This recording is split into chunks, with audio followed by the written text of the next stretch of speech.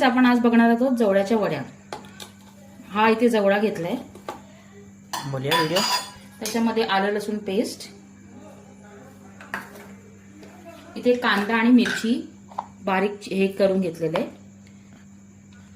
ह्यात इथे घ्यायची आहे हळद, आपला स्पेशल आगरी कोळी मसाला. तुम्हाला जसं तिखट हवं त्या हिशोबाने. मी मिरची पण घेतली आहे. चवीनुसार मीठ, बेसन,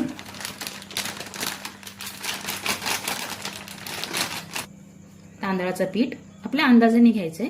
या वड्या आहेत आणि भरपूर अशी कोथिंबीर.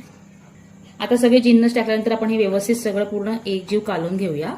व्यवस्थित प्रॉपर सगळे मसाले, आलं लसूण पेस्ट, आपली हळद, मीठ, तिखट सगळं एकत्र एकजीव व्यवस्थित लागलं पाहिजे. इथे ऑलरेडी मी तेल तापत ठेवलंय.